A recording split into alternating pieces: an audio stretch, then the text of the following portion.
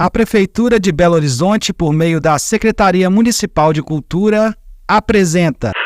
Nós é o Trem. Salve, salve, tá no ar mais um episódio do podcast Nós é o Trem. Hoje vamos entrevistar uma pessoa aqui muito importante para a cultura hip hop em Belo Horizonte, Grande BH e Minas Gerais. Me diz aí, quem é você? Eu sou Tamara Franklin, salve geral. Salve. Muito obrigada pelo convite, máxima satisfação. Obrigado pela sua presença aqui com a gente. Conta um pouco sobre a sua história, do começo ali, como você começou a se interessar por música. O meu primeiro contato com a música é na igreja. A minha família era evangélica e tal, então eu cresci dentro de uma igreja batista. E na época a gente não tinha rádio em casa, nem nada. E aí o espaço que eu tinha para poder ir, ouvir música, ter esse contato e até ter a oportunidade também de fluir ali no meio, sei lá, ter algum contato com instrumento, microfone, foi na igreja.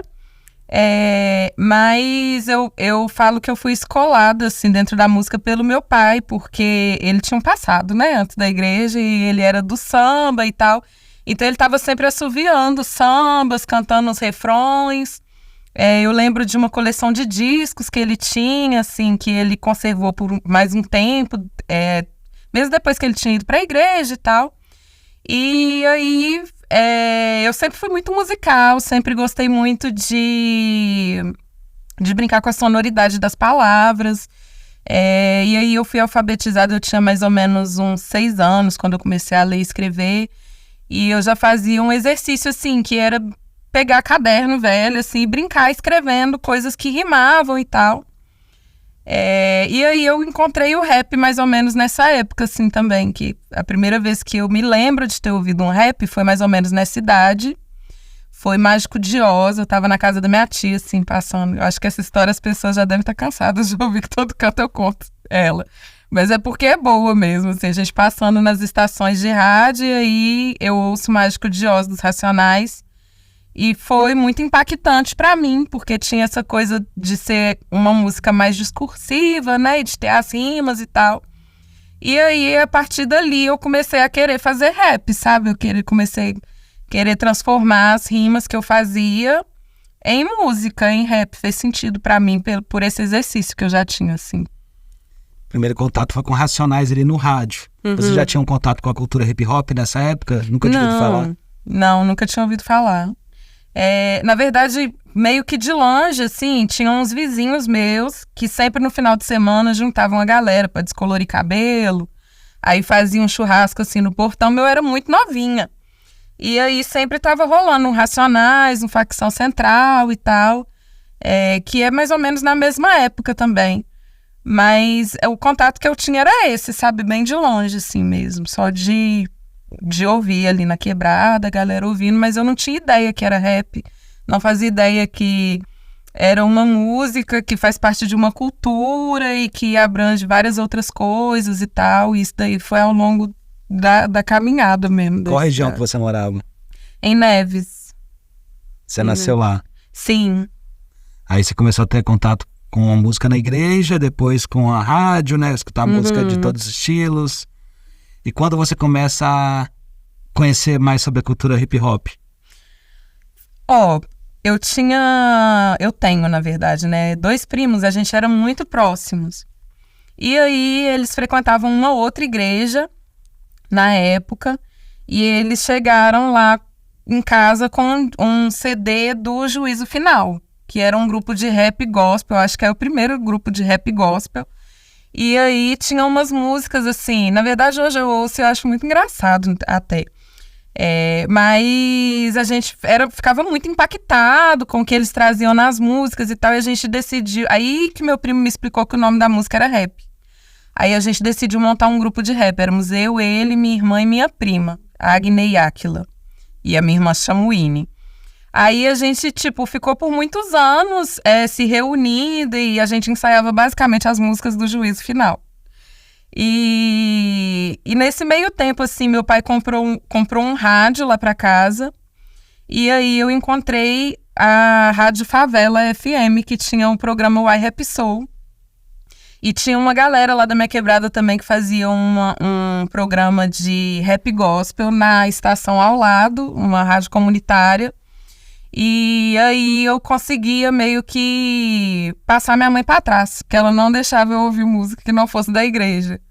Aí como tinha o rap que era da igreja e tava tocando na rádio e tal, no programa que o Aurélio fazia, aí quando terminava esse programa eu já passava pro I Rap Soul e ela não percebia a mudança, assim, do que era gospel e o que não era.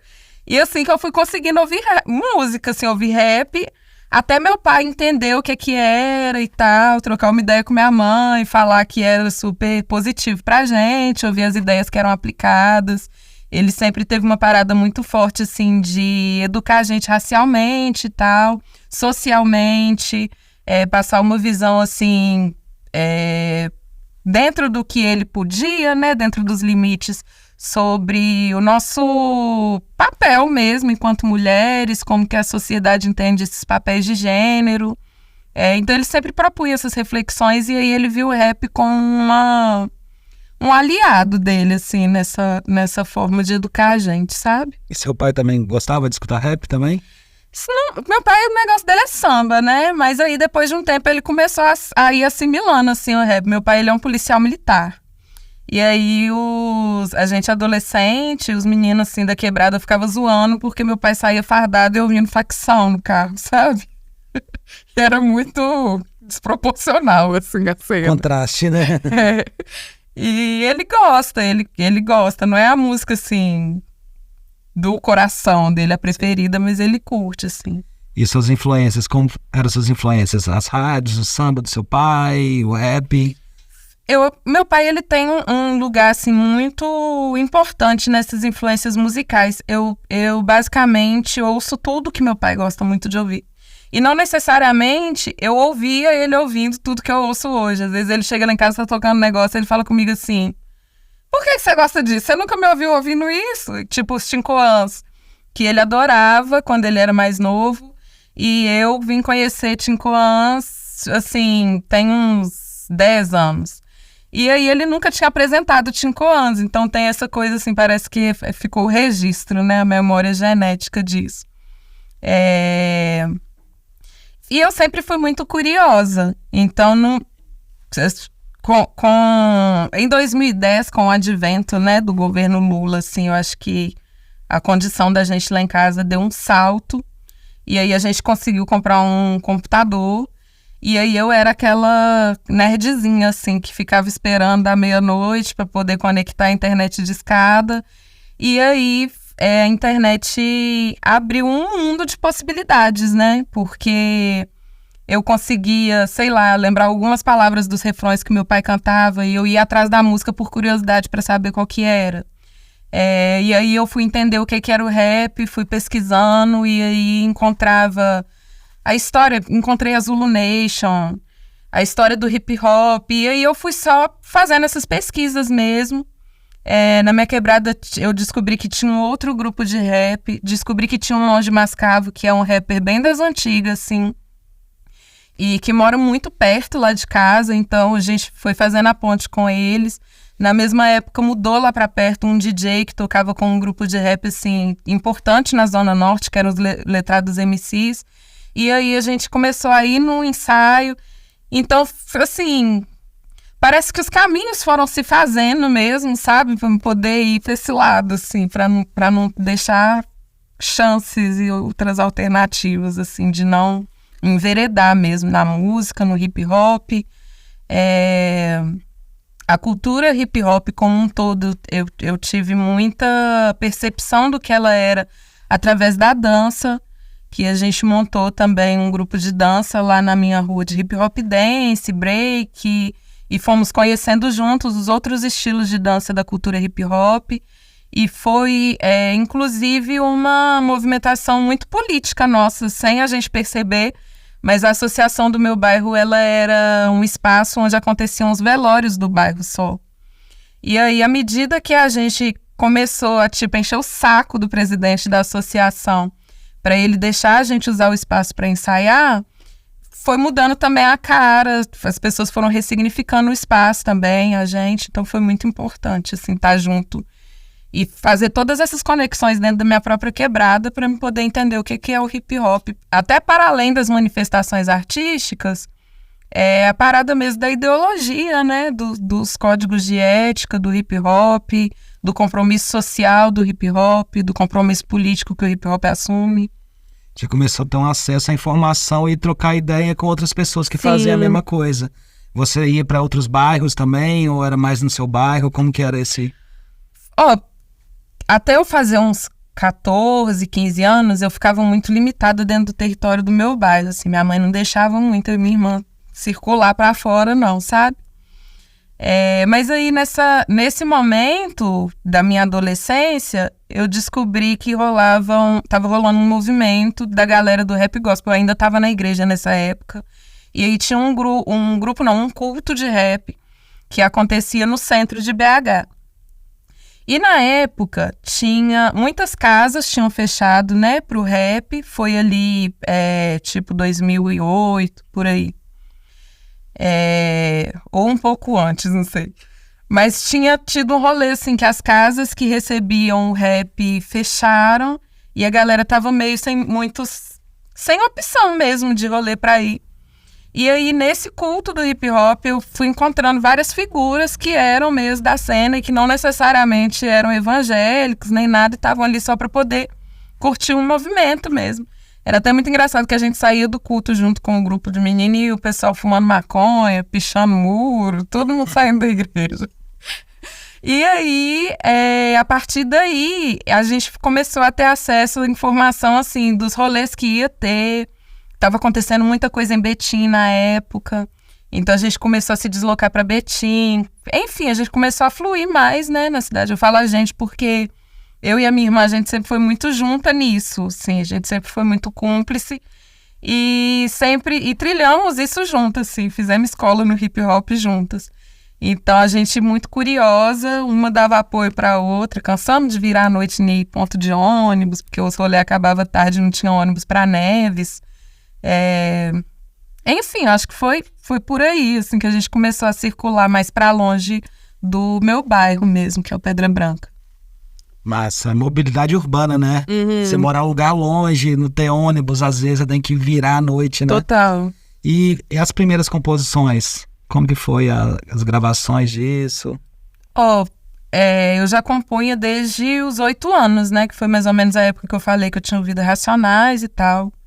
E eu nunca deixei de compor, assim. Era até um exercício, porque eu queria um dia chegar no nível dos caras que eu ouvia tocando na rádio. E eu não tinha coragem de mostrar as rimas que eu fazia, porque eu achava tudo muito fraco, né? Perto do que a galera cantava e tal.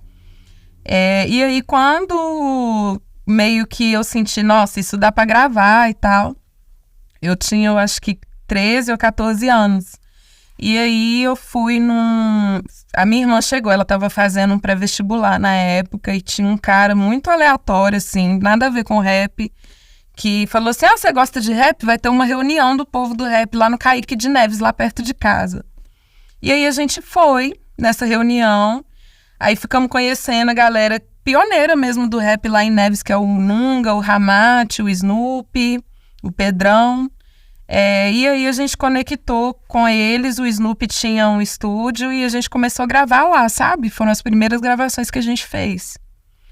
E aí, depois disso, fiquei ainda um bom tempo, assim, a gente se apresentou em vários lugares e tal, mas a gente não estava mexendo tanto com esse trampo de produção mesmo.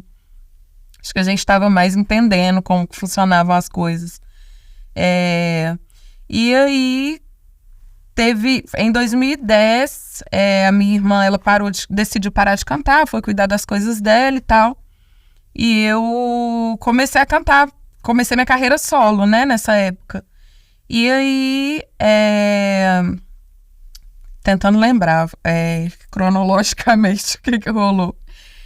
Eu decidi que eu ia botar um álbum na pista, assim, que seria um apanhado das coisas que eu já tinha composto, que eu achava que eram legais. E aí veio o Anônima, porque eu conheci o Easy CDA na Checkmate Produções. E eu fiquei ensandecida quando eu conheci o Easy, porque, tipo, anos antes, o Conja, que era esse DJ que mudou lá pra perto de casa, que eu tinha falado no começo, ele tinha levado uns CDs do Retrato Radical. E a gente via na parte de trás, tentando entender o que era um selo, o que era uma produtora, e tinha lá a Checkmate. E aí eu falei com a Winnie, eu não sei o que esse povo faz, mas eu vou um dia trabalhar com eles. E aí eu chego mesmo na Checkmate um dia e aí gravei umas coisas. Foi até uma participação com os amigos, conversei com o Easy. E a gente articulou a produção do Anônima, que é meu primeiro álbum, que ficou pronto em 2015. Foram 5 anos, assim, de... Sei lá, eu acho que tomando coragem mesmo para poder acreditar que eu podia botar um álbum na pista e tal, para me sentir segura. Era a primeira vez que eu tava trampando sozinha. E rolou super, assim. Chamei o Pedrão, a gente meteu um clipe em 2014, que meio que me apresentou para a cena de uma forma mais amplificada mesmo, né?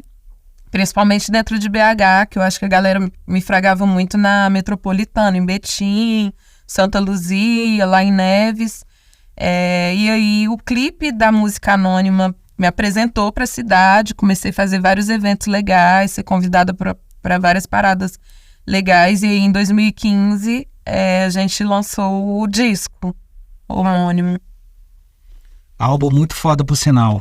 Tem muitas referências também de música popular também, né?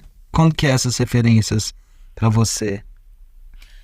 Eu enxergo o rap, na época eu não conseguia definir isso tão bem, assim. Mas hoje eu enxergo o rap como uma linguagem que me permite comunicar com outras linguagens, sabe? Principalmente da música negra, assim, da diáspora. Que eu gosto muito e que eu pesquiso muito. Então, sempre é muito atraente para mim poder congregar essas outras texturas, esses outros ritmos, essas outras culturas dentro do hip hop, sabe? Tipo, quando eu paro e vejo samba, eu acho que o samba é muito hip hop. Aí eu paro e vejo reggae, inclusive é daí que vem, né, tudo do reggae, que vem o rap e tal. E aí eu fico achando tudo muito hip hop, sabe? E tudo faz parte de um conjunto de valores que são orientadores e civilizatórios, né, do povo negro, assim, na diáspora. Esses valores que nos fortaleceram e que nos ajudaram até hoje a resistir mesmo o extermínio, né, do genocídio da população negra e tal. Isso envolve estética, isso envolve cultura, isso envolve várias coisas. E aí, eu acho que por isso que eu vejo o hip hop em tudo, porque o hip hop fala desses valores de uma maneira, eu acho que mais explícita, sabe? Porque verbaliza mesmo, assim, coloca isso em palavras. E aí é sempre muito chamativo para mim, assim, a maneira com que isso se aproxima. E eu acho que o rap tem uma plasticidade muito grande. Então, você pode colocar uma base de forró que você vai conseguir fazer um rap ali em cima, você vai conseguir construir um flow, uma métrica. Você coloca um samba, você consegue fazer isso também. Enfim, independente da base que tiver ali por baixo, você ainda consegue levar um flow de um rap ali em cima. E aí, o Anônima, eu parei e pensei, eu não vou desperdiçar isso, né, gente?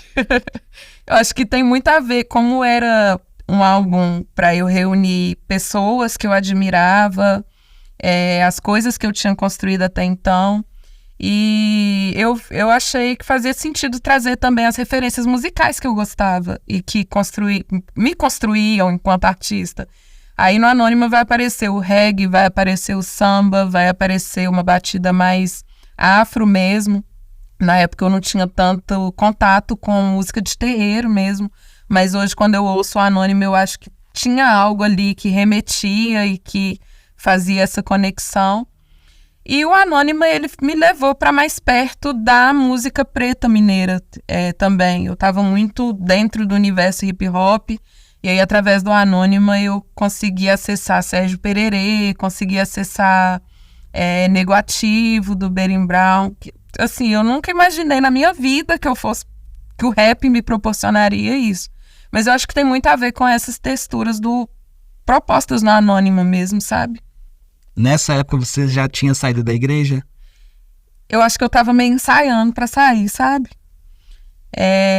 Eu ainda tava congregando e tal, mas eu nunca gostei de que o meu rap fosse rotulado como gospel. Eu não gosto dessas categorias, sabe? Que vem a rap feminino, rap não sei o quê. Sempre achei que rap é rap. Então eu já tinha meio que uma antipatiazinha mesmo, sabe? Do rótulo gospel. Mas eu tava indo e tal, inclusive no Anônima parece muito do que eu acreditava, da minha fé, da minha religião naquela época. Mas politicamente e ideologicamente eu já não me sentia conectada com muitas coisas que eu ouvia e que eu via acontecer dentro da igreja, sabe? E eu acho que me faltava um suporte, uma base, assim, para eu poder me firmar e conseguir sair mesmo desse ambiente. Aprendi muitas coisas na igreja, muito da minha formação enquanto ser humano, enfim. Vem daí, não gosto de cuspir no prato, assim, mas foi muito libertador para mim também conseguir estar em outros, sei lá, conseguir vislumbrar outros horizontes, outras formas de fé. Depois de um tempo, essa proximidade, né, da música negra e da cultura negra que o Anônima me proporcionou foi me levando, assim, aos poucos, mas de uma forma muito intensa, sabe, para o candomblé e para as religiões de matriz africana, para conhecer um Deus que parecia mais comigo, sabe, que tinha mais a ver com quem eu sou. O Anônima, você já levava essas referências pro Easy, que fez os beats? Sim, a gente... Tiveram músicas e músicas. Tinha música que eu chegava com a letra e o Easy me propunha uma batida. Tinha música que eu chegava com a letra e uma outra música do fulano falava: Easy, eu acho que o caminho é mais ou menos isso aqui. Anônima, por exemplo, ela é um remix da Baião Destemperado, do Barbatuques. E ela eu compus em cima mesmo do som do Barbatuques e tal. E já levei pro Easy, falei: Easy, eu queria uma batida que fosse mais ou menos assim. Aí ele foi tentando umas coisas e nada ficava próximo, sabe? Aí ele falou assim: isso aqui, vamos meter o louco? Fazer aqui em cima mesmo? Vamos, então. E deu super certo, né? Eu acho que é o som, assim, que... pelo menos até então, foi o som que mais rodou, assim. E que a galera mais curtiu até hoje. Recebo muitos feedbacks positivos. As letras são muito bem construídas, né? Tipo assim, chamou a atenção de muita gente. Tipo assim, ó, quem que tá fazendo isso? Quem que tá escrevendo isso? E o som também, né? O som, ele é muito bom de se ouvir, né? Como público. Então, foi um trabalho que chamou muita atenção de muita gente, né? Sim. E as letras muito densas, assim, ó. O trabalho tava pronto pra estourar, né? Praticamente, assim. E as referências literárias? Da onde que vem mais? Ai.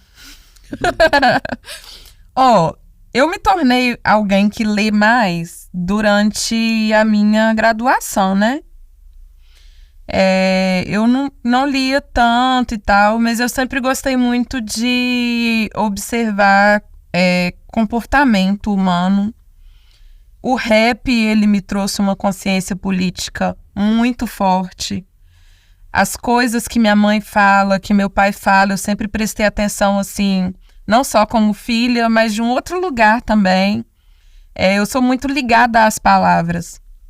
Então, dificilmente eu vou me lembrar da pessoa pela fisionomia, dificilmente eu vou lembrar pelo nome, e muito dificilmente eu vou esquecer o que a pessoa falou, sabe?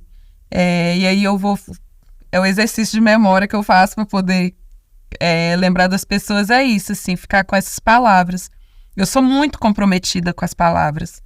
E eu sempre eu assumi, desde que eu comecei a fazer rap, um compromisso de não jogar a conversa fora, sabe? Mesmo que seja um som mais descontraído, mesmo que não tenha uma carga de informação tão pesada, tão, né? Eu não gosto de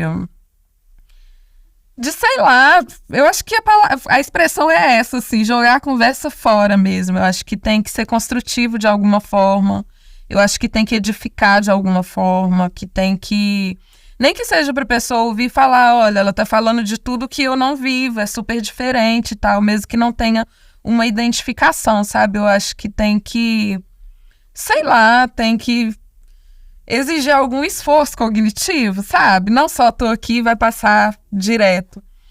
Então, eu acho que essas construções elas são feitas muito pensando nisso, bota fé. Pensando em como que isso chega pro outro. Pensando que tem uma pessoa tirando um tempo pra ouvir o que eu tô falando. Então, sei lá, eu vou falar qualquer coisa, sabe? Não dá pra poder gastar, assim, meu tempo. Na verdade, a oportunidade, né, de chegar e o tempo dessa pessoa. Então, eu sempre procurei ser muito coerente, trazer todos esses elementos, né, com os quais eu convivo, as coisas que eu ouço, que fazem sentido.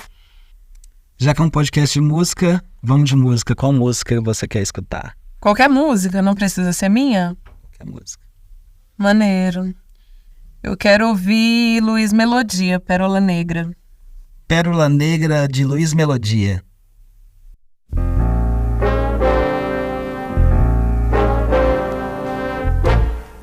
Tente passar pelo que estou passando.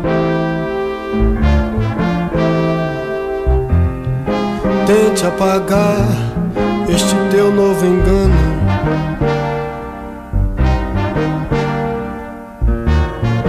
Tente me amar, pois estou te amando. Baby, te amo, nem sei se te amo. Tente usar a roupa que estou usando.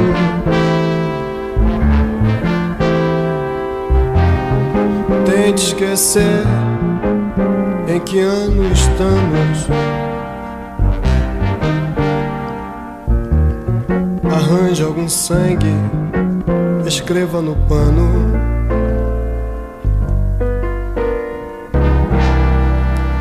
Pérola negra, te amo, te amo.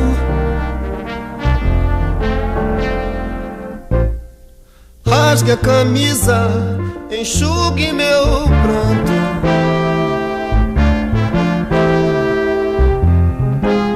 Como prova de amor, mostre teu novo canto.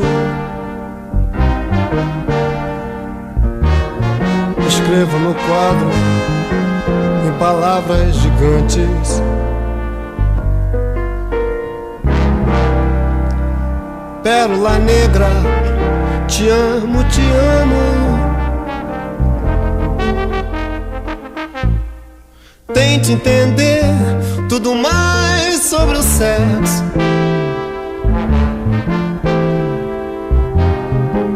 Peça meu livro, querendo te empresto.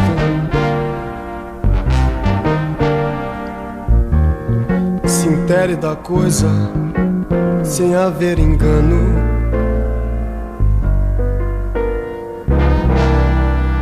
Baby, te amo, nem sei se te amo.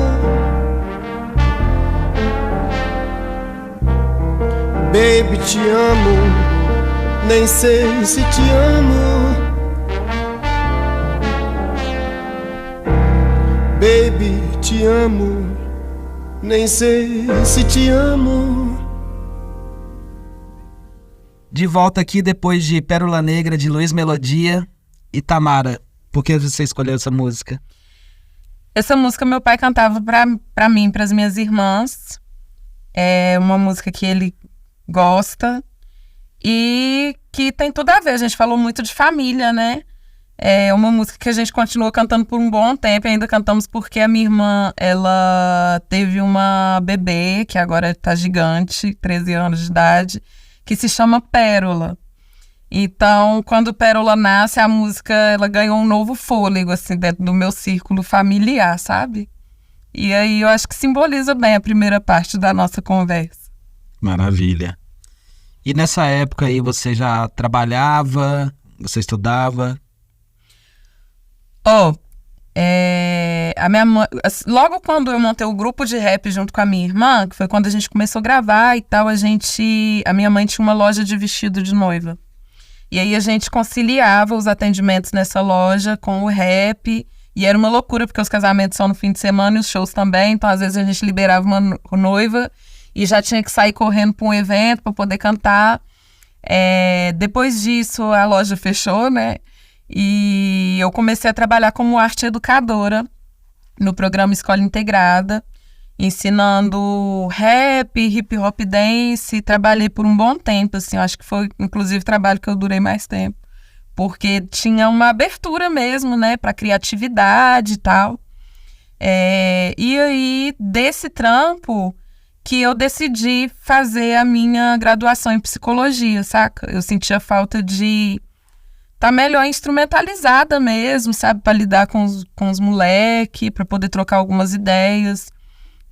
Como arte educadora, eu sempre trabalhei com populações vulneráveis, entendendo também que é um outro lado, assim, do hip hop, não é só os holofotes, o flash, a maconha e o show, mas tem essa outra parada que tem a ver com a educação mesmo, né? Então eu sempre fui muito ligada a essa responsabilidade de devolver, assim, o que o hip hop me agregou em termos de construção. E por isso que eu fui trampar na arte educação, fazer psicologia também para poder agregar nesses conhecimentos.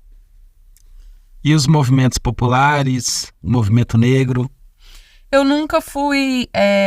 eu sempre estive num lugar de pesquisar, assim, as ações do movimento negro, os impactos dos movimentos populares. Sou simpatizante.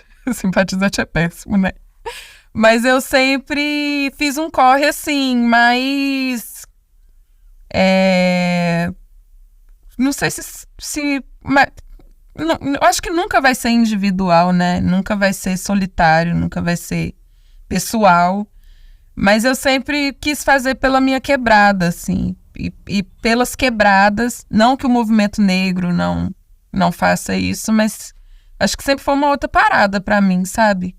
Reconheço a importância, bebo na fonte, leio as coisas, sei das conquistas, né? De onde eu tô hoje, do porquê.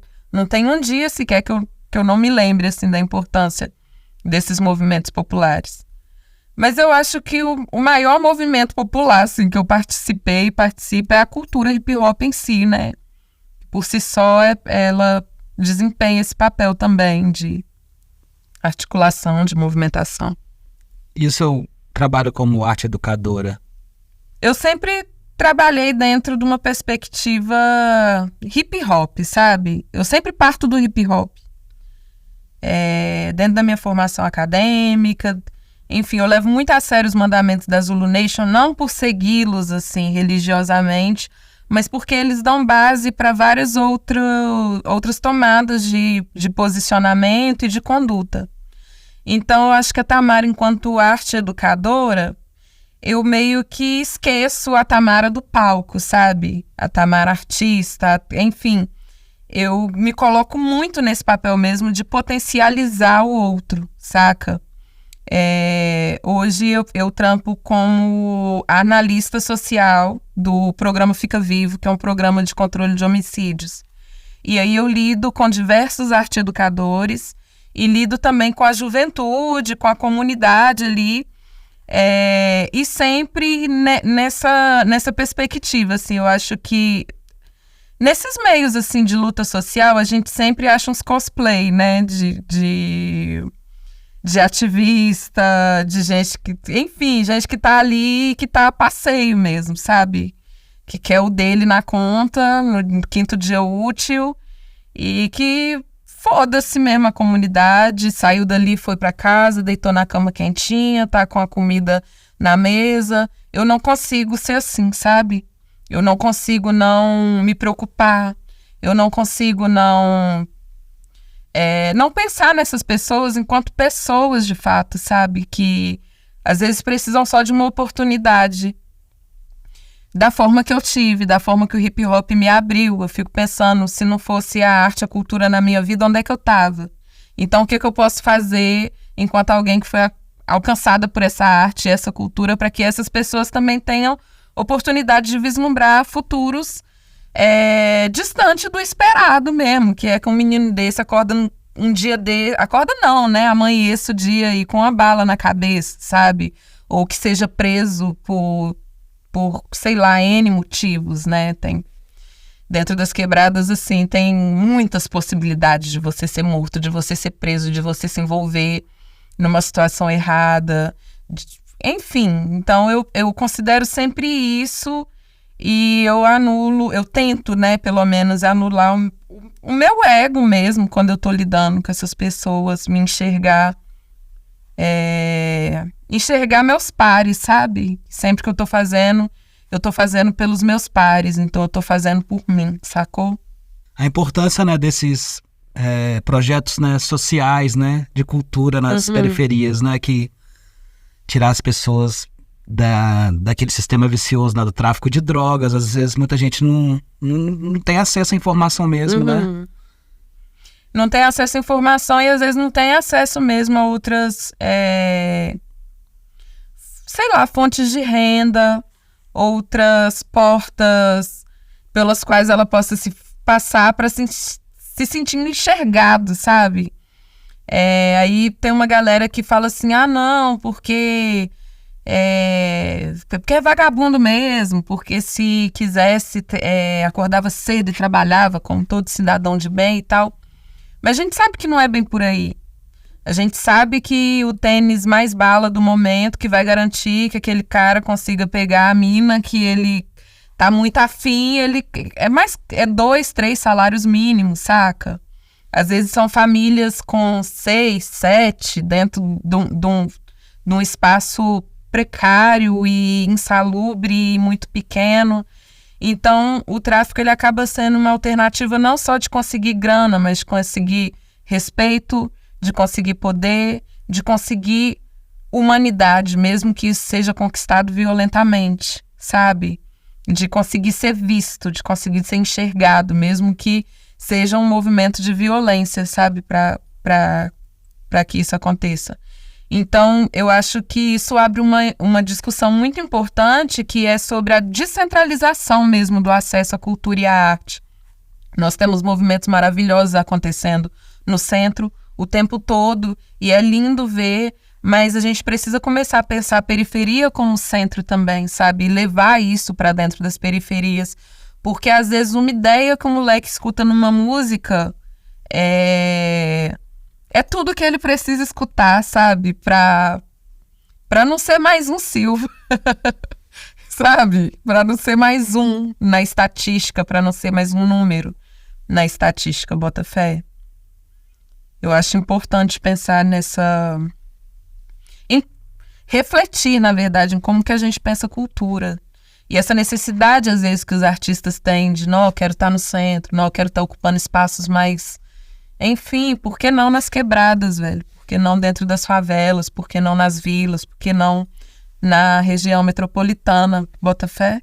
E sobre a cultura hip hop, os mandamentos da Zulu Nation que você citou? O Afrika Bambaataa, ele... Lá em 73, que é quando começa a cultura hip hop, né? Na verdade, eu acho importante contextualizar que não é tipo um Big Bang, né? Tipo assim, 73 e aqui está o hip hop, de repente. Já estavam rolando vários movimentos no Bronx, que é um lugar muito parecido com isso que a gente está falando, que está ali na periferia, um lugar onde insalubre, um lugar de muita miséria, de criminalidade, abuso de drogas e total descaso do poder público, né?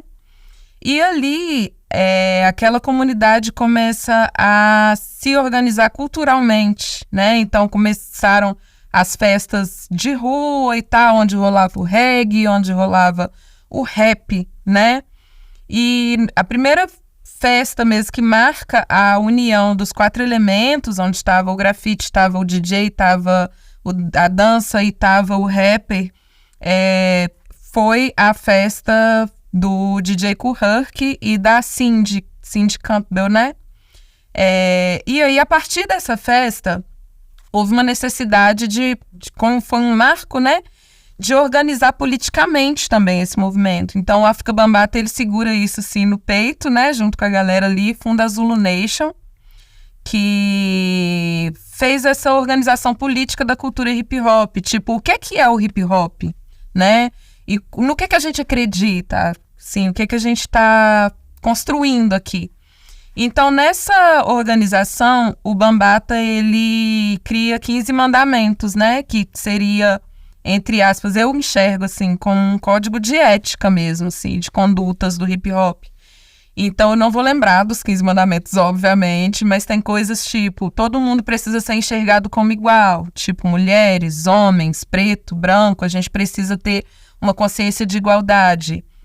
Ele fala sobre matemática, né? E quando a gente pega filosofia africana para começar a estudar, a gente vai entendendo muito, assim, do que ele está falando.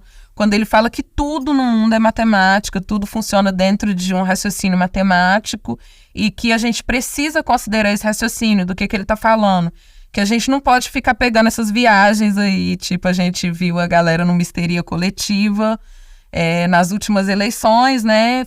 Falando de coisas sem embasamento, sem fatos, coisas que não eram exatas, nem apalpáveis, nem comprováveis, e todo mundo pegando uma viagem muito louca. Então, quando ele fala sobre o hip hop ter esse compromisso com o que é matemático, é sobre o que é fato, sobre o que é dado, sobre, enfim, o que é real de fato, sabe? Você ir buscar mesmo a raiz das coisas e tal.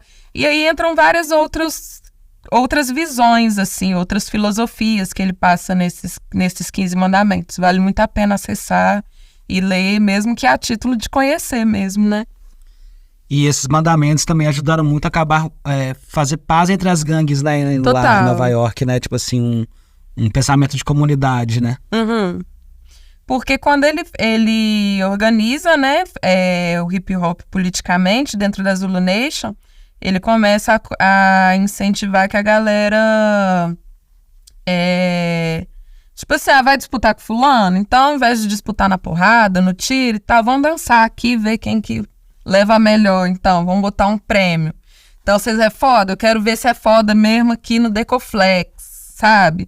Se é foda mesmo, vamos ver quem que é o melhor, então, mandando uma rima. Então, foi uma maneira, e aí eu vejo um cuidado ancestral muito forte, sabe? Com essa galera, quando o hip hop chega e se organiza dessa forma, porque foi uma estratégia muito revolucionária mesmo, você pensar na cultura como uma alternativa. É óbvio, né? Mas ao mesmo tempo é muito revolucionário você conseguir mobilizar isso dentro de uma comunidade. Isso aconteceu em Belo Horizonte também, né? Tinha bairros rivais também, né? E o hip hop também conseguiu dialogar, né? Entre várias quebradas. Sim, sim. É muito bonito, né? Quando a gente vai vendo a potência dessa organização política do hip hop. Qualquer quebrada do mundo hoje você vai encontrar a cultura hip hop, sabe? É a manifestação cultural que mais influenciou o mundo nos últimos, sei lá, 30 ou 40 anos. Hip hop tá na moda no cinema, tá sendo estudado dentro das universidades. Às vezes você vê gente ali com uma estética e tal, a pessoa nem sabe que aquilo é hip hop. Todos os outros gêneros musicais receberam uma carga de influência da cultura hip hop. Então, a potência que tem mesmo de chegar e de transformar, né, tudo, e de criar perspectivas para essa população que está mais vulnerabilizada. Porque o hip hop ele não é só para a galera da quebrada, não é só para quem está ali na favela, quem é do gueto. A gente fala que toda quebrada que você for vai ter hip hop, mas se você for na Zona Sul, em áreas mais nobres, você também vai encontrar pessoas ali fazendo e desenvolvendo a cultura e tal. Por causa dessa potência que ela tem mesmo de gestar vida, sabe? Enfim, o hip hop ele potencializa a vida o tempo todo. E aí não combina com conflito, né? Tipo, um bairro que não gosta do outro. Não tem... Você tá vacilando, cara. Você tá aqui no movimento hip hop, tá falando de guerra. Acorda pra vida, mano. Falando em cultura hip hop, o Anônima, e você teve que fazer shows, teve que procurar um DJ, como que foi isso aí? O Anônima, ele me conectou com o DJ Pool. Na época eu tava tocando com o DJ Sense, na verdade, fui na cara de pau, assim, falei, Sense, toca comigo. E aí o Sense topou e pá, a gente fez várias coisas juntos, mas eu sempre fui muito fã do Retrato Radical. Mas fã mesmo, assim, de querer estar em line de evento, não pra cantar no evento, mas pra poder trombar o Retrato no camarim, bota fé. E aí, o Easy, a gente tinha uma música no Anônima que é maravilhosamente simples. E aí eu falei com o Easy assim, nossa, eu queria muito uma participação do Radical, Ti. Aí o Easy fez a ponte, lógico que eu falei assim, jogando um verde, porque eu sabia que ele tinha relação com o Radical. Fez a ponte, apresentou a música e o Radical se amarrou no som. Gostou muito do beat e tal, é um sample do Adoniran Barbosa, Saudosa Maloca. E aí o Radical vem e deixa umas linhas lá. E aí, quando o DJ Pooh ouviu a guia do Radical, ele falou assim, eu quero riscar nesse som. E aí me ligou me pedindo permissão para poder ele riscar no som. Eu falei, cara, eu te dou permissão, eu ri, né? Aí ele foi, colocou os riscos e tal, e depois disso ele me chama para uma conversa, propondo da gente trampar junto, ele gostou muito do som. Tinha um tempo, assim, que ele não via um trabalho que chamasse a atenção dele nesse sentido de letras e tal. O DJ Pooh, ele é um hip hopper bem religioso mesmo. E aí era mais ou menos um momento que a galera tava meio que desapegando desses dogmas, que eu acho importante também, e propondo se divertir também na música, não só ficar falando de história triste e tal. E aí a carga mesmo das músicas, da letra, ele foi acessando as outras músicas do disco e ele achou muito foda, assim. E aí ele fez essa proposta e tamo junto, até hoje, tocando junto, sabe? Pra cima e pra baixo. Já acabou o respeito de, tipo, no, DJ Pooh, nada disso, mas... Pra quem não sabe o que é os riscos, né? São os scratches, né? As colagens. E o DJ Pooh do Retrato Radical, né? Exatamente. Que é um grupo lendário aqui de Belo Horizonte. Sim. Inclusive tem disco, né? Pressado, vinil. E o Pooh, ele era DJ do Black Soul, que é o primeiro grupo de rap a gravar um disco em Belo Horizonte, a conseguir um contrato com uma gravadora e tal. DJ A Coisa também, acho que participa. Sim. Eram os dois. Aí depois do Black Soul, ele começa a tocar no Retrato. A gente falando sobre várias pessoas, né, da cultura hip hop em Belo Horizonte. Estão nascendo vários outros grupos, outras pessoas ficando muito famosas. Eu vejo que BH tá num momento muito massa, né? Não só pra cultura hip hop, eu acho que as pessoas voltaram os olhos, assim, pra cá. Isso eu vejo que tem muito a ver com a maneira com que a cultura foi sendo fomentada depois de um tempo, né? Foi a passos, assim, né? De formiguinha, a galera brigando, a galera pleiteando. Esse rolê das manifestações culturais populares mesmo, de falar assim, não vai ser só Palácio das Artes, não vai ser só nos grandes teatros, nós vamos ocupar a rua, já que vocês não estão dando espaço aí dentro para nós. Então, o próprio duelo de MCs, ele parte disso, o Carnaval de Belo Horizonte parte dessa mobilização, né, popular mesmo. E eu acho que essa força e essa insistência, essa perseverança dos artistas da cidade começaram a atrair de um determinado momento para cá os olhares mesmo da galera fora de Belo Horizonte, começar, não só de Belo Horizonte, de Minas, né, a gente pode falar, começar a enxergar Minas como um grande celeiro artístico, com artistas que têm um grande potencial, e atrair olhares de marcas, enfim, do incentivo, do dinheiro, né, gente, que era o que a gente precisava para poder conseguir fazer os corres de todo mundo virar. Então, eu vejo que o momento agora é esse, mas que isso não se deve... Porque às vezes a galera fica pensando assim, porque agora o pessoal começou a fazer música de qualidade, ou porque agora tem artistas. Não, Belo Horizonte sempre foi muito rica, né? E a cultura hip hop aqui, sobretudo, acho que eu sou a pessoa mais suspeita do mundo pra poder falar. Mas eu acho que é muito diversa, sabe? A gente tem MC pra todos os gostos aqui, sabe? Tem a galera mais do underground que tá fazendo o trampo mais do lado sujo mesmo da frequência. Tem a galera que já dialoga mais com o mainstream, né, e tal. e tem a galera que tá pela comunidade, tem a galera que tá pela arte e educação, enfim.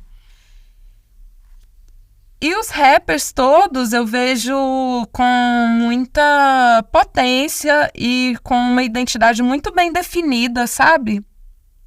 Os que mais se destacam aí, se você for pegar, nenhum vai ser parecido com o outro, pelo menos na minha percepção, sabe?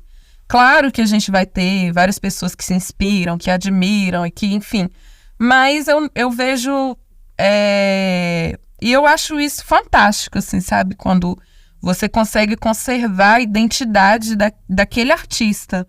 Tá fazendo rap, talvez tá dentro do mesmo estilo de rap, mas ele tem ali a peculiaridade dele. E é muito triste quando isso se perde, né? Quando tudo vira uma vitamina, uma farofa de um negócio, assim.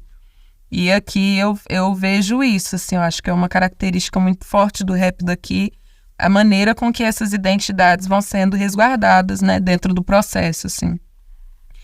Particularmente, eu sinto muita falta das minas. Lógico que temos várias mulheres do rap, mas eu falo das minas que, tipo, que vem de uma caminhada de mais tempo, Botafé.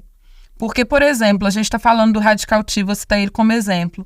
Eu vejo o Radical T lançando disco, eu vejo o Radical T nos rolês, tocando aqui e ali dentro dos rolês, né? Que abrangem o público dele e tal, enfim. Mas eu não vejo Luana Houston, que é mais ou menos da mesma época, sacou? Onde que tá a Luana Houston? Aí você vai pensar onde que tá a Lana Black, onde que tá a Castanha, cadê a Miss Black? Não que essas minas não estejam fazendo, algumas pararam, outras não. Mas eu sinto um pouco de falta, assim. Enfim, dá para poder pensar em várias coisas a partir daí, né? Para poder refletir em muitas coisas a partir daí. Mas pensando na cena como geral, eu sinto falta dessas mulheres. E me sinto muito bem representada também pelas que estão desembolando. Laura Sete, Isa Sabino, a Mac Júlia, a Kainá Tauá, Ohana Santana, é só Ohana agora, né? Ohana Santana, mas não. A Ohana, a Negra Lude, que estão fazendo, estão desenvolvendo, estão desempenhando os corres delas e tal. Aí eu fico só com essa... Acho que meio com pesar mesmo, quando eu penso nesses outros nomes, sabe? Já que estamos falando sobre mulheres no hip hop, vamos de música. 2 sugestões de você de músicas de mulheres na cultura hip hop. Então eu vou pedir Beretta, Acelera na Andradas, e vou pedir Assim Seja, da Ohana. Então vamos com essas indicações de Tamara Franklin. Beretta, Acelera na Andradas e Ohana, que assim seja. Altamente influente, tipo look nessa mente. Dou um tempo, nunca paro. Malandro, malandramente. De rolê dentro do carro, bissexo atraente. Não se iluda com sorriso, acessível os peitos. De lacriminou e creme, voz de menor nunca treme. Bem brilhante, olha o tênis, investindo nas correntes, variando vários planos. Língua torta, nós nem rende.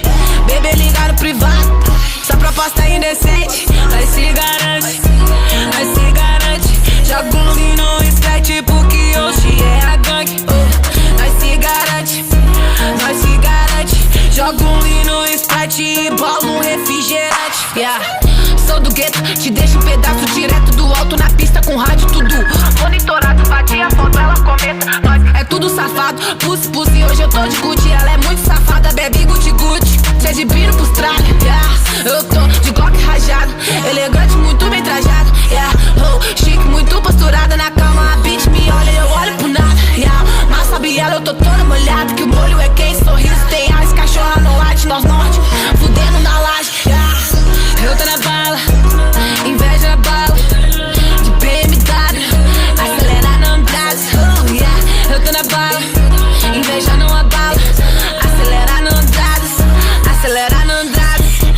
Nós se garante, nós se garante. Joga um lean no Sprite e bolo refrigerante. Nós se garante, nós se garante. Joga um lean no Sprite porque hoje é a gangue. Pussy, hoje Hoje eu tô de Gucci, ela é muito safada, bebo Gucci-Gucci, porque hoje é a gangue. Observo muito, falo quase nada. Eu tô na bala, inveja na bala, acelera na Andrades. Observo muito, falo quase nada. Eu tô na bala, inveja na bala, acelera na Andrades. Yeah, nós se garante, nós se garante. Jogo no Sprite e bolo refrigerante. Nós se garante, nós se garante. Jogo no Sprite porque hoje é a gangue. De BMW, acelera na Andrade. Oh yeah, eu tô na bala, eu tô na bala.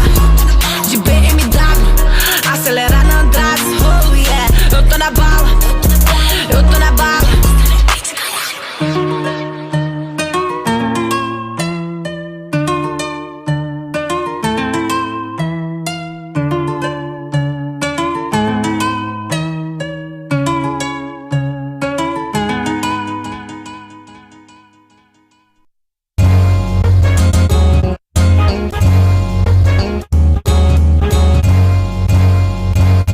Transportada por linhas que circulam a cidade no vagão de metal que me mostra a verdade. Cada bicho e tag, cada traço que segue, a poluição que me segue, a construção que obstrua caminhos ou construa seus ninhos, que são refúgios pra prole e filhotes. Que Dona Onça proteja sua cria, que crie hábitos saudáveis, que saúde não falte, saudade seja a palavra de ordem. Pra que você volte e me veja, pra que quem ama e anseie a vontade de trilhar pelo bem, que olhe nos olhos de Deus sabe quem, que esse outrem prolifere o caminhar para bem. Que haja leveza ao acordar de manhã, que o céu cinza transmita harmonia, que o cheiro de chuva dê calma pra alma, que essa sensação seja sinal de alegria. Pra me redimir, pra me libertar, pra ser quem sou. Nunca desistir, se eu quiser que seja leve a dor. Pra me redimir, pra me libertar, pra ser quem sou. Nunca desistir, se eu quiser. Na viagem pela condução no play, conduzida eu e você, cantarolamos vida, mensagens ou menções, furados e tostões quebrados. Identifico-me pelas construções do amor ao regresso. Cada passo eu meço, ter cautela, e quem comigo vai e tenha o mesmo amor que eu, que não pense duas vezes em dar seu sangue aos seus. Corro dos que vêm na beleza da corrente, eu não confio em quem sorri e não mostra os dentes. Pra me redimir, pra me libertar, pra ser quem sou.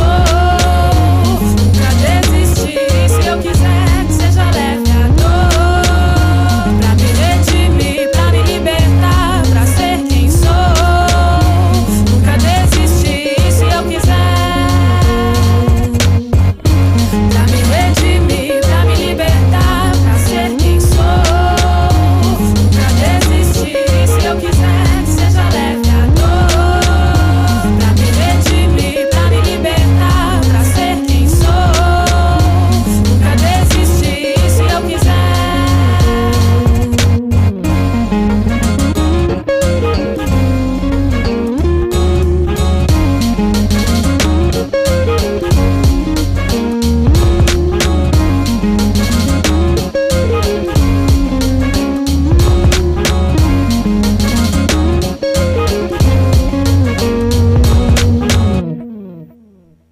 Voltando aqui com o episódio do podcast Nós é o Trem, entrevistando aqui Tamara Franklin, depois de escutar indicações sobre mulheres na cultura hip hop de Belo Horizonte.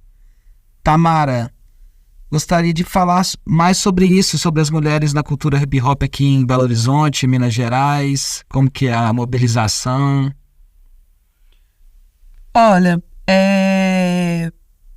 eu vejo... Por onde que eu posso começar? Na verdade, eu não vejo uma mobilização tão bem marcada hoje. Tivemos experiências juntos, tipo Semana do Hip Hop em 2015, que foi uma construção toda feita por mulheres. Kleber Quirino, mais ou menos na mesma data, ele fez uma produção de um disco de mulheres e tal. Temos figuras muito emblemáticas quando a gente fala sobre mulheres na cultura hip hop, que é a Vanessa Beco, a Poli Honorato, as Negras Ativas, Metamorfose Crio, que foram organizações que nós tivemos dentro de um dado momento, né, dessa história do hip hop, que serviram para uma articulação e uma politização, sabe, das minas, assim. Eu, inclusive, comecei a pensar esse lugar da mulher dentro da cultura a partir dos conhecimentos que a Vanessa Beco me aplicou. Eu não participei na época, mas eu ouço muita galera que é mais dos anos 2000, anos 90, falar de uma mobilização que foi feita pela Áurea Carolina, que a Áurea era rapper, tá, gente? Pra quem não sabe. E aí, uma articulação dela com a Polly Honorato e umas outras minas, que eu não vou saber falar tão bem, porque eu não estava tão dentro da história, que fizeram um processo de formativo mesmo, não só para mulheres, mas para homens também, onde se discutia gênero, onde se discutia raça, enfim, um processo formativo para essa galera do hip hop, sabe? Hoje eu vejo as mulheres muito autônomas nos seus trampos. Eu acho que um resultado dessa construção que foi feita, até certo momento da cultura hip hop, a gente via muitas minas ali fazendo backing vocal para os grupos, mais pro fundo do palco. Hoje nós vemos muitas mulheres que assinam os seus nomes nos próprios trabalhos, sabe? E eu acho que isso é uma conquista muito grande, né? Não que tenha uma mobilização, uma articulação mais bem estruturada, mais nítida e mais bem marcada, assim, entre as minas, mas a gente vê que os corres de cada uma acaba representando a outra também, sabe? Quando você tem uma mina num rolê, fazendo trampo, fazendo bem feito, dando recado. E, enfim, eu acho que até essa discussão de sabemos fazer tão bem quanto os homens, acho que não é nem momento para isso mais, sabe? Eu acho que isso ficou num outro lugar, assim, dessa história. Eu acho que isso é muito nítido, bota fé. Eu acho que hoje a gente encontra uma dificuldade muito grande de ser ouvida, e aí eu não acho que seja um processo tão isolado da cultura hip hop. Eu acho que isso é muito geral, sabe? A gente vive numa estrutura social que é patriarcal. Então, você parar para ouvir uma mulher é tipo entrar pela fresta dessa estrutura, sabe? Você levar uma mina em consideração, você não chamar uma mina para o seu evento só porque é politicamente correto ter pelo menos uma mulher, porque às vezes a gente vê rolês que parece ser sistema de cota mesmo. A gente vê 10 grupos masculinos e aí tem uma mina lá para não falar que não tinha mulher no processo, sabe? Então, quando a gente vê hoje Lua Zanella subindo no palco e destruindo os caras no duelo, ver a colombiana fazendo a mesma coisa e tal, e aí eu vou falar de uma forma muito particular, eu me sinto muito feliz. E é como... Eu consigo enxergar a articulação, sabe, do meu trabalho no trampo dessas minas, sabe? Quando Beretta lança um trampo novo, quando o Ohana põe o som na pista, quando a Lud tá num palco que eu acho importante, quando a Isa Sabino tá produzindo e tá cantando e tá fazendo as coisas dela lá em SP ou em outros lugares, outros estados. Eu sempre me vejo muito, sabe? Eu falo assim, porra, que legal. Ela tá lá e daqui a pouco pode ser uma porta que tá aberta para outras minas, porque eu sei que ela tá lá e tá representando todas muito bem, sacou? Então eu acho que hoje, não só das mulheres mesmo, eu acho que inclusive os homens, eu vejo que o corre ficou muito menos com essa carga política, assim, de vamos encontrar, vamos mobilizar, vamos fazer o quê e tal. A galera tá cada um cuidando do seu mesmo. O que não significa que é egoísmo ou que é individualismo, mas é porque é tipo uma engrenagem, bota fé. Se cada uma estiver fazendo o seu bem feito, a gente vai girando isso, sabe? De uma forma que amanhã as próximas minas que chegar possam encontrar ainda mais oportunidades, ainda mais portas abertas, porque o que a gente está vendo e realizando e sentindo hoje é resultado do trampo do suor, do sangue, das lágrimas de outras minas que às vezes precisou ficar no caminho, sabe? Que às vezes não conseguiu viver do sonho, que às vezes não conseguiu chegar onde imaginou que chegaria. Mas hoje a gente pode ver assim, que nas pernas das outras, de certa forma, chegaram sim, porque o corre não foi em vão, bota fé. Boto fé. É um corre coletivo, né? Sim. Corre coletivo, de muito apoio, né? Tem uma rede de apoio entre mulheres, divulgação, ajudar. Pô, massa demais, vários assuntos, falando sobre diversas coisas dentro da cultura hip hop, sociedade. Vamos voltar um pouco ao seu trabalho, Tamara Franklin. Você lançou Anônima, depois você lançou qual trabalho? Depois do Anônima, eu comecei uma outra pesquisa. Eu adoro pesquisar. E a partir dessa pesquisa, que foi sobre os ritmos do reinado, né, de Nossa Senhora do Rosário, e das manifestações mesmo culturais, que são bem características daqui de Minas, a gente tirou como resultado desse processo, assim, que durou 5 anos de imersão, indo no quilombo, indo no festejo, ouvindo várias coisas, e aí nasce o Fugiu, que propõe misturar o rap com os ritmos do reinado de Nossa Senhora do Rosário.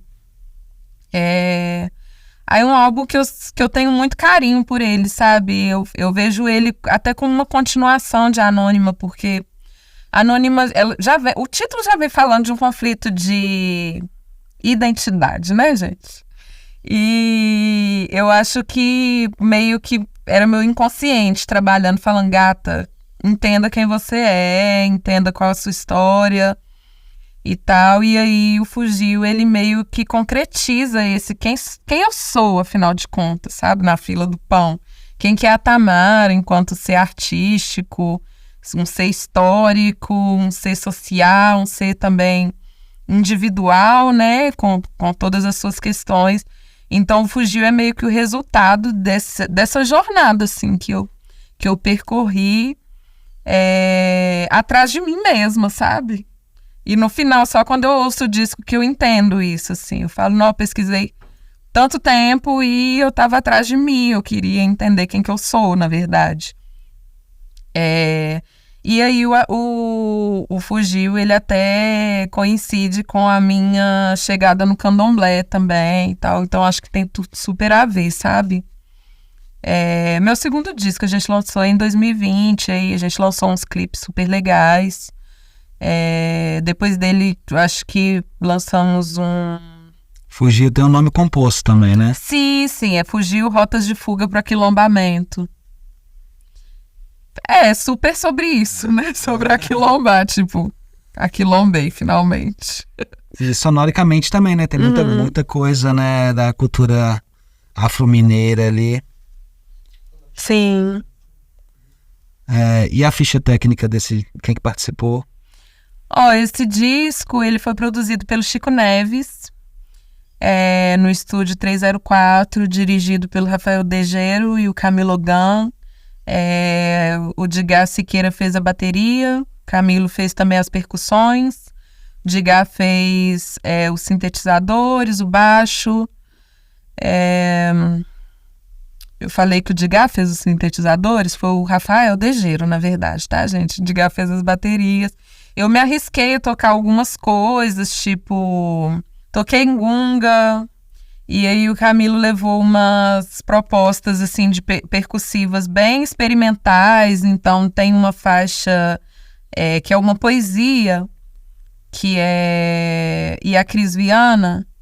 E aí, à medida que ela é a capela mesmo, então ele veio trazendo umas sonoridades, assim, mais experimentais. Então tem uma parada que era de amassar papel alumínio, e um conduíte que eu toquei, assim, que eu nunca imaginava que pudesse tirar aquele som daquilo. E foi muito legal mesmo, assim, o trabalho em estúdio, a experiência foi incrível, sabe? Porque foram muitas propostas. A gente começou a fazer o disco pelos tambores, saca? O Chico, que a gente foi contando a história toda pro Chico e tal. Falei, a ideia era pesquisar os tambores do reinado pra poder juntar o rap. Depois ele falou, então a gente vai começar tudo pelos tambores, que foi pelos tambores mesmo que começou, né?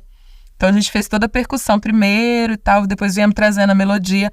Esqueci do Juliano Cora, que fez a guitarra, que fez o violão 7 cordas, que fez...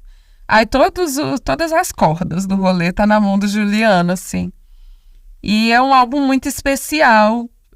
Cada faixa fala de uma rota diferente de fuga. Então, por exemplo, da Cor de Deus fala da fuga pelo afeto, que é você aquilombar a partir do momento que você encontra um afeto negro, fala de relacionamento afrocentrado. Fuga pela memória, a primeira faixa fala bastante de ancestralidade. Fuga pela autonomia, que é a segunda faixa, conta a história da Rosa e o Cravo, e aí a Rosa era uma mina que estava passando por uma situação de violência doméstica, e aí, de repente, ela decide bater no cara, porque ela lutava Krav Maga, afinal de contas, e aí ela quebra esse ciclo de violência e tal, e se empodera. E aí vem a cura pela espiritualidade, que é a faixa 10, se chama Pequena. Minha mãe participa no disco.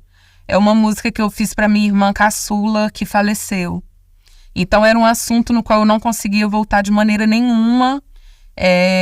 Eu nunca consegui assim, acessar laudo médico, os motivos, o porquê, não consegui ir em velório, em enterro. Foi um momento muito traumático assim, da minha vida. E aí conseguir lidar com isso numa faixa desse disco me curou, sabe? Hoje eu consigo falar da Thalita sem chorar, por exemplo, porque era pra eu estar em lágrimas aqui, se fosse um tempo. Então, e aí foi um rolê que foi muito espiritual mesmo, e minha mãe cantando junto, sim, trouxe uma outra carga, tem super um outro sentido, né, e tal. Então, cada faixa vai falar de uma rota diferente de fuga, que tem a ver com as rotas que eu fui pegando ao longo da vida, assim mesmo, para conseguir aquilombar e tal, conseguir me enxergar. Então, é um disco que eu tenho muito carinho, assim, e muito orgulho também, porque é um discão, né? Modéstia à parte. É um discão, ficou muito bom. E as apresentações ao vivo, você apresentou esses trabalhos com DJ ou foi com banda? O Fugir a gente fez com banda. E aí foi muito triste, assim, porque quando a gente estava para lançar, e aí a gente ia fazer até um evento de audição e tal, presencial. Aí vem a pandemia, isolamento social, aí tivemos que dar um tempo nos planos de lançamento, lançamos durante a pandemia. Todos os shows que a gente fez do disco, ou quase todos, assim, foram em formato virtual e tal, mas a gente trampou bastante com a banda, sabe? Quando não dava para colar todo mundo, pelo menos o Power Trio e tal, e o DJ, a gente estava junto, tocando, fizemos Festival Maban, enfim, fomos fazendo, eu não vou lembrar de todos, assim, foi bastante coisa que a gente fez virtual, assim, nesse formato. Lugares que você tocou, festivais, fala por onde você andou. Poxa, eu sou péssima, assim, quando é pra poder lembrar, porque minha memória funciona muito mal, sabe? Fizemos hiphop.doc em Ouro Preto, fizemos Maban, que eu já falei. Você fala com esse show, né? Não, especificamente. Com todos? Por onde? A gente já foi para Juiz de Fora, já toquei em Itaúna, no Cidade de Conversa, toquei no Rio, no Festival Rutus, toquei em Santa Catarina, num rolê que não era bem um festival, mas um rolê que tinha no Beco do Brooklyn, lá em Balneário do Camboriú, toquei em Santa Catarina, toquei em Balneário, toquei em Itajaí. Caramba, velho, memória de maconheira. E em Belo Horizonte, assim, os principais picos, assim, eu acho que a gente fez. Estou namorando os festivais, não sei se eles me namoram, né? Sensacional. Sarará, Planeta Brasil, me ouçam, eu estou aqui. Contratem. Inclusive, querendo muito esse rolê. Mas, no mais, assim, eu acho que a gente tem dado uma circulada boa, sabe? Na cidade, nas ações, Festival Elas, Festival Sonora, muita coisa, assim, voltada mesmo para esse recorte de gênero, recorte racial, bota fé. O que a música ensinou pra você, Tamara? A música me ensinou que a vida é fluida, que nada é estático, sabe? Que a vida é movimento, que o que a gente acredita hoje, amanhã a gente pode simplesmente não acreditar de jeito nenhum, sabe? E onde a gente está hoje não define onde a gente vai estar amanhã. Me ensinou que o caminho tem muitas armadilhas. Me ensinou que nem todo mundo é lindo, maravilhoso, como apresenta ser. E me ensinou também que nem todo mundo tá querendo puxar seu tapete, que tem pessoas que estão afim mesmo de somar e de fazer acontecer. Me ensinou que família não é só quem tem seu sangue correndo, sabe? Na veia, que tem família na rua também, bota fé. E me ensinou que eu sou grande, sabe? Eu acho que de todos os aprendizados, assim, a música me ensinou que eu sou foda, sabe? Porque se eu não tivesse acreditado e tivesse fazendo música, talvez eu nunca fosse perceber o tanto que eu sou talentosa, o tanto que eu sou competente, sabe? O tanto que... E a minha capacidade de focar em alguma coisa, sabe? A música é o meu único foco, assim, que eu posso falar pra você, que eu tô focada durante toda a minha história de vida, sabe? Então... Enfim, dentre vários aprendizados, eu acho que eu deixo esse. E aquela frase, o hip hop salva vidas, ela salvou sua vida? Sim. Sim. O hip hop enfim, é isso, salvou mesmo. Queria render, mas eu acho que isso resume tudo. O programa tem um espaço aberto, um microfone aberto para você dizer o que você quiser. Eu quero dizer que eu tô num momento de mostrar versatilidade, sabe? Eu acho que eu sempre fiquei muito focada nos mesmos temas, até porque eu levei muito tempo de pesquisa para poder botar os 2 trampos na rua. Eu tô querendo fazer algumas coisas assim de uma maneira mais leve, dentro do que eu me permito também fazer. E aí tô para botar um trampo novo na pista, se tudo der certo, até final de agosto, né, de 2023, que é um trampo que fala mais sobre afetividade, fala sobre relacionamentos, em uma perspectiva de se priorizar dentro de relacionamentos, bota fé. E aí tá pra sair esse trampo, é um trampo bem... não é extenso, assim, são 3 faixas, mas 3 faixas muito boas. O título é Guia Rápido para Gostosas Orgulhosas Rimarem Sofrência.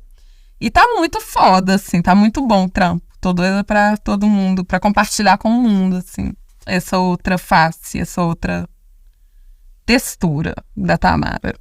Vamos chegando ao final do programa, né, do podcast Nós é o Trem. Não esqueça de curtir, comentar, compartilhar em todas as redes sociais, YouTube, Deezer, Spotify. Muito obrigado, Tamara Franklin, por sua presença. Valeu demais. Eu que agradeço o convite. Vende seu peixe aí, fala onde encontrar você. Tamara _Franklin com 2 N's no Instagram. E dali dá pra poder ir pra todas as outras plataformas. Se não quiser ir no Instagram, é só procurar Tamara Franklin. Todas as plataformas digitais, YouTube, Facebook, TikTok. Só Tamara Franklin. O que você acha? Só força. Vamos fechar de música, né? Música de você que você acha que é muito importante. 1 ou 2 músicas? 2, então eu vou continuar vendendo meu peixe. Vou pedir 2 músicas do Fugio. Aliás, vou pedir 2 do Fugio, não. Vou pedir uma do Fugio, que vai ser A Rosa e o Cravo, dessa história que eu falei da Mini, então acho que vale a pena geral ouvir. E vou pedir um single que é uma parceria com a banda Sem Receita, que chama Short de Linho. Muito obrigado, Tamara, por esse papo incrível. Esse é mais um episódio do podcast Nós é o Trem. Não esqueça de curtir, comentar, compartilhar. Só nos procurar @podcast Nós é o Trem em todas as redes sociais. Vamos ficando por aqui. Um grande abraço e até o próximo episódio.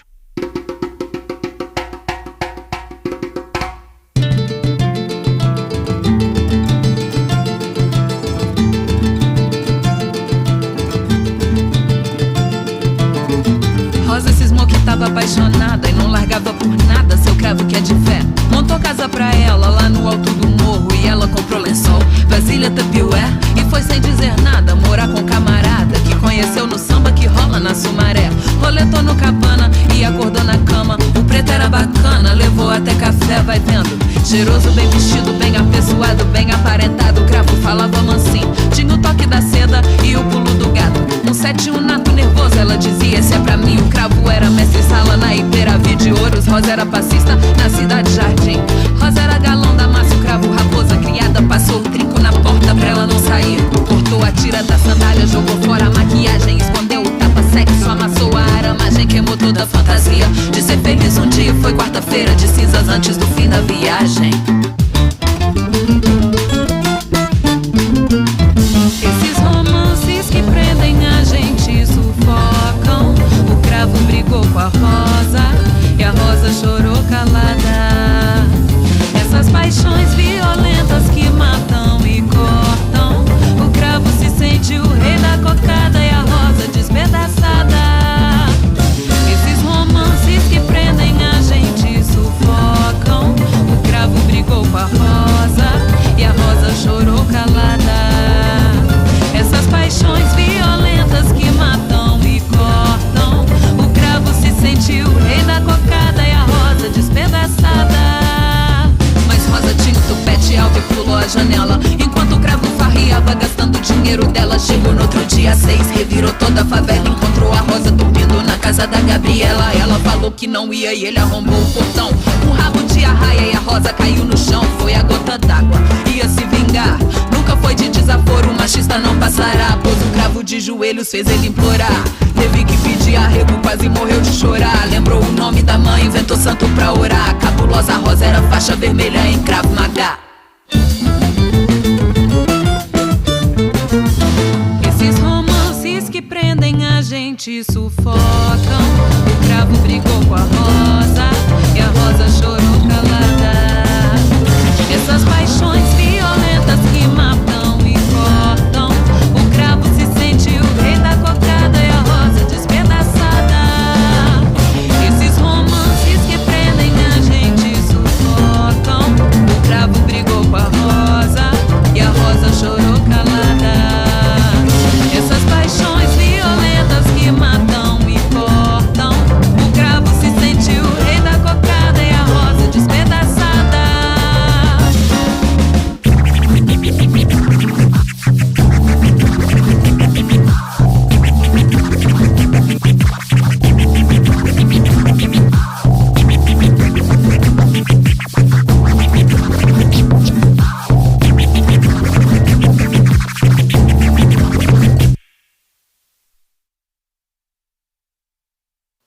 No dia em que eu perdi minha fé, perdi meu prazo, a chave pro cadeado, caminho pra casa. Perdi minhas asas, perdi minhas armas, minha munição, a inspiração. Perdi o meu chão, perdi a vontade, a motivação, a sagacidade, a malcriação. Perdi o meu charme, minha vocação, perdi minha fé. Era novembro de um ano qualquer. Perdi a conta de quando eu caí, sem encontrar apoio pro meu pé. Perdi as lentes, os filtros e tive que enxergar o mundo do jeito que é. Perdi o medo, perdi a vergonha, perdi a menina e ganhei a mulher. Falemos sobre o sistema e o que me dizem. O que me dizem, o que me dizem. Falemos sobre política e o que me dizem. O que me dizem, o que me dizem. Falemos sobre a polícia, o que me dizem. O que me dizem, o que me dizem. Falemos sobre extermínio, o que me dizem.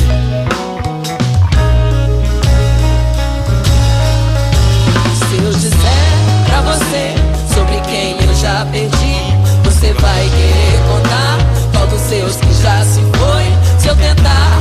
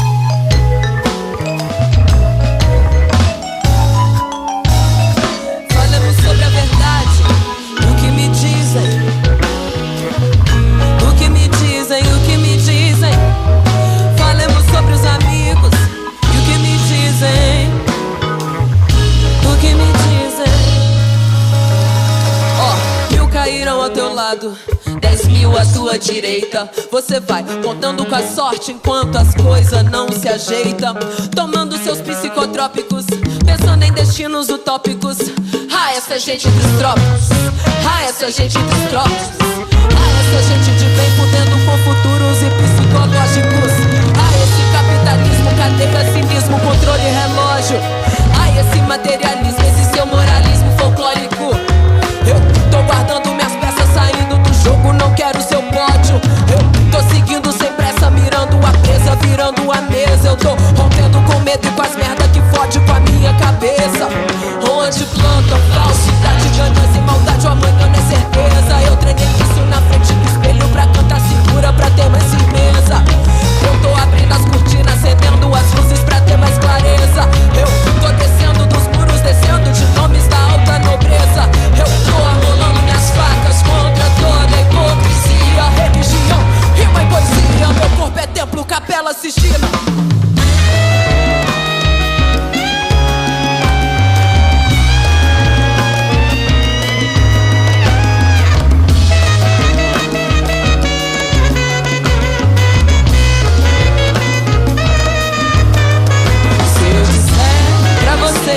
Sobre quem eu já perdi, você vai querer contar qual dos seus que já se foi.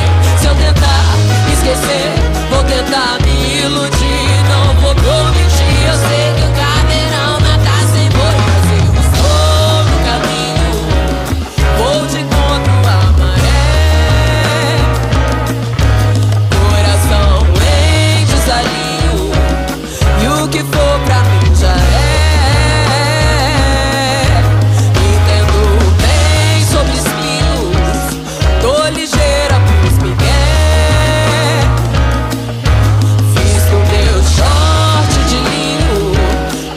Pra guardar minha fé. Este foi mais um episódio do podcast Nós é o Trem, apresentado por mim, DJ Bill. Quem dirigiu foi o Vitor Brandão e a produção ficou com Samuel Quintero. A Tamira Abreu foi nossa assistente executiva. O nosso técnico de estúdio foi o Wellington Brito. A Simone Martins foi a nossa controller. E quem fez o design gráfico foi a Ana Kossoski. Incentivo, Lei Municipal de Incentivo à Cultura de Belo Horizonte. Patrocínio, MGS. Minas Gerais Administração e Serviços S.A. Apoio, Quarteto Filmes. Belo Horizonte, 2024.